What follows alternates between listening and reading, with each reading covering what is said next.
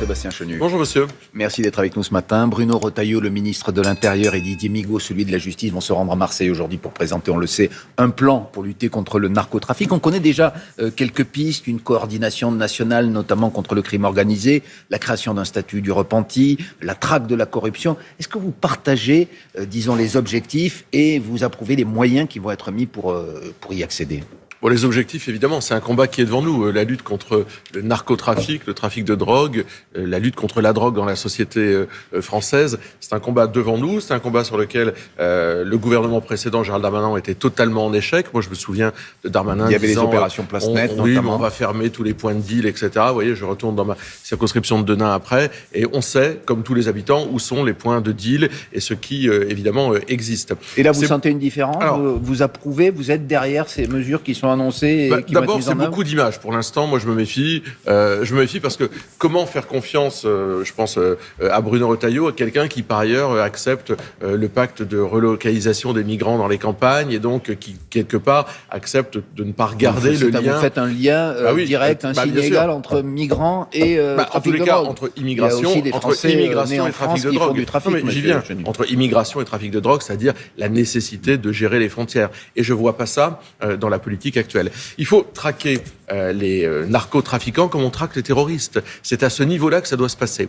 Il y a des bonnes dispositions probablement qui seront annoncées, mais là encore, je pense que tant qu'on ne règle pas, tant qu'on ne s'attaque pas à la gestion des frontières, au nécessaire contrôle des frontières, il est très difficile, évidemment, parce que la drogue arrive bien de quelque part, il est très difficile de pouvoir résoudre le problème. Et puis, il n'y a pas que ça, il y a évidemment les nécessaires moyens donnés au service du fisc, saisir les avoirs des trafiquants, expulser les familles de trafiquants lorsqu'elles occupent un logement social. Ça fait partie du panel. Le ministre de l'Intérieur a parlé de mexicanisation du pays. Est-ce que c'est un terme qui vous choque ? Il en a heurté certains. Est-ce qu'on est aujourd'hui au bord comme ça c'est un point de bascule, je répète ces termes, avec un pays qui risque cette dérive? Non, le terme ne me choque pas, mais ce sont des mots. Vous savez, j'ai vu des ministres de l'Intérieur, et Bruno Retailleau ressemble aux autres en cela, qui roulent les mécaniques, font des grands discours, et lorsqu'il s'agit de voter des propositions, nous on avait fait une proposition pour expulser les délinquants étrangers.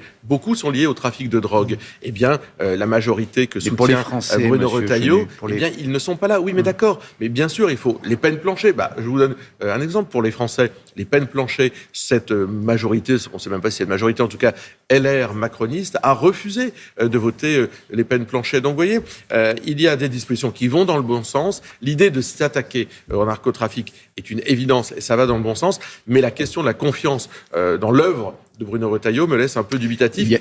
Encore plus en celle de Didier Migaud, le garde des Sceaux, qui, là encore, dans ce domaine-là, incarne une forme de laxisme. Il y a un débat sur la pénalisation des consommateurs. Est-ce que vous êtes favorable à ce que soient mis en détention, oui, c'est ça, des fumeurs de joint ou des consommateurs occasionnels de cocaïne ou de drogue de synthèse? Il y a une échelle de peine. En tous les cas, criminaliser le consommateur me semble être nécessaire. Les États qui ont fait l'inverse, on parlera peut-être des États-Unis, mais il y a un État aux États-Unis qui a dépénalisé la consommation de drogue dure. Ils ont eu une augmentation. Mais au Canada, explosion de 30% de la consommation. Excusez-moi d'apporter cette précision. Par exemple, au Canada, le cannabis est légalisé depuis 2018 et c'est un des pays où la criminalité est la plus faible. Donc, vous savez qu'il y a un débat là-dessus. Il y a un débat, mais majoritairement, les pays qui ont dépénalisé sont revenus en arrière ou se trouvent face à des consommations qui sont en hausse. Donc moi, je pense qu'il faut criminaliser la consommation. Il y a une espèce de bienveillance, de regard. Éventuellement, mettre en détention des consommateurs. Il y a une échelle de peine à avoir. Mais pourquoi pas mettre en détention des consommateurs ? Ça doit faire partie de l'échelle de peine, absolument.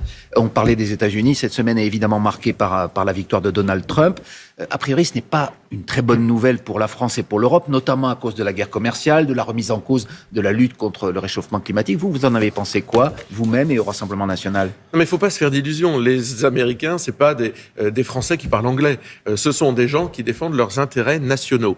Nous, il se trouve qu'en France, on est malheureusement habitué à avoir un président de la République qui défend les intérêts de la planète entière, sauf de ceux des Français. Donc Donald Trump, comme l'aurait été d'ailleurs Kamala Harris, sont des candidats et ensuite des élus qui défendent l'intérêt des Américains. Donc Donald Trump, il ne faut pas se faire d'illusions, va défendre l'intérêt des Américains. Mais c'est la victoire, d'abord, de la démocratie, c'est une démocratie, les États-Unis, c'est l'échec aussi des sondeurs, des experts, d'ailleurs, pas dans cette maison, mais sur le service public, on a vu aussi la façon dont Trump a été diabolisé, caricaturé. Mais bon, maintenant qu'il est élu... D'accord, mais ce que je veux dire, c'est que là aussi, regardons les Américains avec ce qu'ils sont, c'est-à-dire un système de valeurs dans lequel le religieux a du poids, dans lequel l'économie a été au centre des débats. Mais qu'est-ce qui manque au Rassemblement national pour obtenir ce que Trump a fait, c'est-à-dire pour gagner, puisque vous défendez sur bien des sujets les mêmes idées que ses supporters. Non, on ne défend pas les mêmes idées. On défend l'idée de mettre l'intérêt national... d'abord, dit-il, et vous dites la France l'intérêt d'abord. national au centre du jeu. Mais alors, qu'est-ce qui vous manque pour gagner ? Les attentes du peuple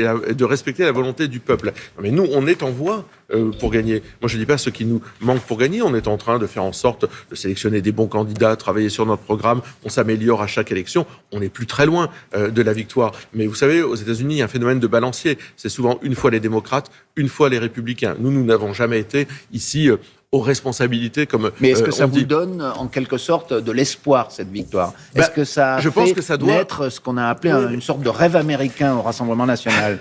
Mais vous savez, le rêve américain, il est partagé par beaucoup de Français d'ailleurs. Les États-Unis, ça fait beaucoup rêver. Donald Trump n'est pas populaire dans l'opinion, si on en croit les... Oui, mais ça réveille quelque chose.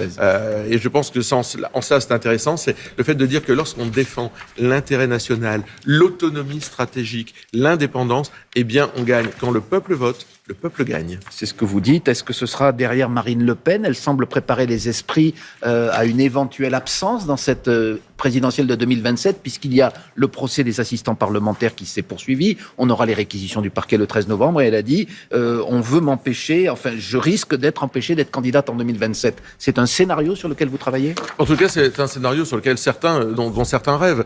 Moi, j'ai aucun doute sur la finalité des choses. Marine Le Pen sera innocentée, elle en fait la démonstration et sera notre candidate. Et sera notre candidate en 2027. Mais si elle ne l'est pas et qu'elle a une peine d'inéligibilité. Mais moi, je n'y crois pas à cette peine d'inéligibilité parce qu'elle est en train de faire la démonstration de son innocence. Mais il y en a certains qui rêvent d'instrumentaliser la justice pour cela. Nous nous battons. Marine Le Pen se bat chaque jour et elle sera évidemment notre candidate en 2027. Des violences ont eu lieu cette nuit aux Pays-Bas après le match de football Ajax-Amsterdam-Tel Aviv. Des supporters israéliens ont été agressés, rapporte la presse israélienne. Benjamin Netanyahou a envoyé d'ailleurs des secours sur place.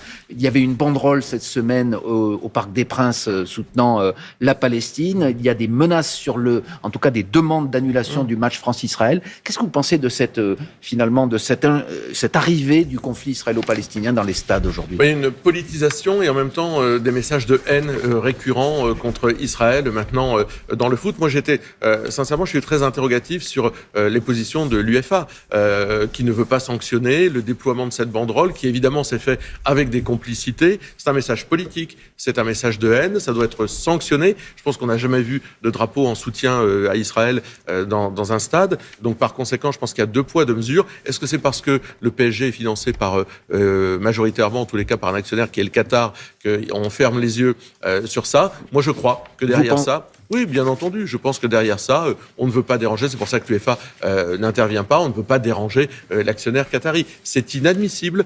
Les messages de haine, les messages politiques contre Israël dans les stades de foot, ou comme d'ailleurs contre n'importe quelle communauté ou pays, sont inadmissibles. Merci, c'est député Rassemblement National du Nord. C'est la suite de Télématin. Merci beaucoup.